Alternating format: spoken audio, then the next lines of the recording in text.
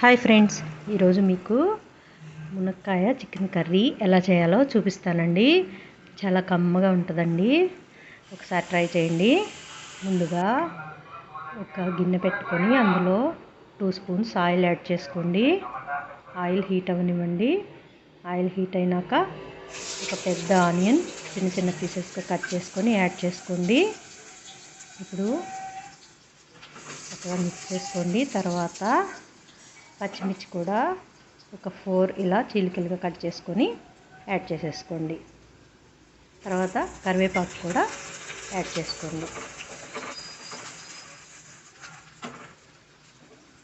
ఇప్పుడు ఇందులో పసుపు కూడా యాడ్ చేసుకోండి.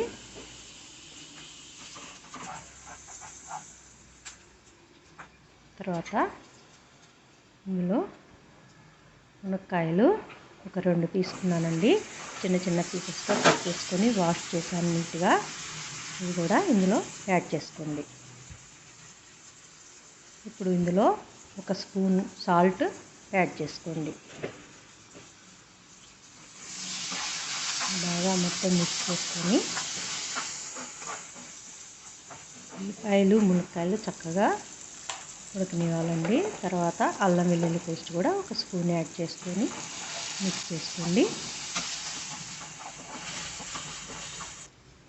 ఇప్పుడు మూత పెట్టుకొని చక్కగా ఉడకనివ్వండి. ఒక 5 మినిట్స్ మీడియం ఫ్లేమ్లో.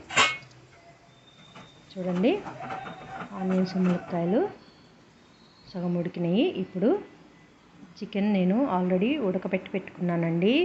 ఇందులో ఉప్పు, పసుపు, అల్లం వెల్లుల్లి పేస్ట్ యాడ్ చేసుకొని బాగా ఆ నీసు వాసన అనేది లేకుండా వాటర్ అన్నీ ఎగిరిపోయే వరకు ఉడకబెట్టుకున్నానండి. ఇప్పుడు మునక్కాయలు యాడ్ చేసుకొని చక్కగా 2 మిక్స్ చేసుకోవాలండి. మూత పెట్టుకొని ఉడకనివ్వండి బాగా. ఈలోపు మనము పచ్చి కొబ్బరి ముక్కలు తీసుకున్నానండి, 1 కప్పు. అందులో ఒక టమోటా కూడా యాడ్ చేసుకొని దీన్ని మిక్సీలో మెత్తగా పేస్ట్ చేసుకోవాలండి. చూడండి, మునక్కాయ చికెన్ కూడా ఇలా ఉడుకుతూ ఉన్న టైంలో చక్కగా కారం కూడా యాడ్ చేసేసుకోండి. ఒక 2 స్పూన్స్ కారం యాడ్ చేసుకోండి. ఇవన్నీ చక్కగా ముక్కలో పట్టేటట్టు కలుపుకొని తర్వాత మనం గ్రైండ్ చేసుకునే పేస్ట్ని కూడా ఇందులో యాడ్ చేసుకోండి. ఇప్పుడు ఆ మిక్సీ గిన్నెలో కొద్దిగా వాటర్ యాడ్ చేసుకొని ఈ కూరలో యాడ్ చేసుకోండి. మిక్స్ చేసుకోండి చక్కగా. కొద్దిగా కలుపుకొని తర్వాత 1 కప్పు వాటర్ కూడా యాడ్ చేసేసుకోండి, ఆ ముక్కలన్నీ మునిగేటట్లుగా. ఇప్పుడు ఈ వాటర్ అన్నీ ఇంకిపోయి ఆయిల్ పైకి వచ్చే వరకు చక్కగా ఉడికించుకోవాలండి. మీడియం ఫ్లేమ్లో పెట్టుకొని మూత పెట్టుకొని.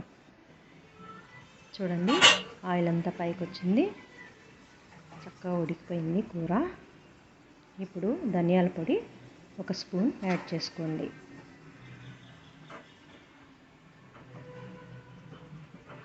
ములక్కాడలు అనేవి చితకకుండా చక్కగా నెమ్మదిగా కలుపుకోండి.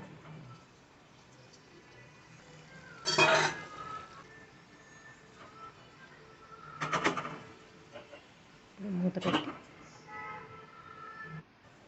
1 నిమిషం అలా ఉంచి తర్వాత తీసి లాస్ట్లో మనము కొత్తిమీర యాడ్ చేసుకోవాలండి.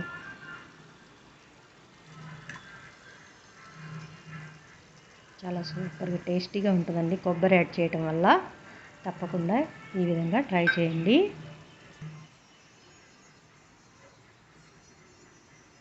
అందరూ చాలా ఇష్టంగా తింటారండి.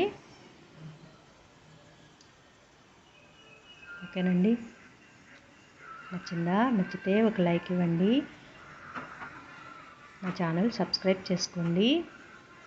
ఓకేనా ఫ్రెండ్స్, బాయ్.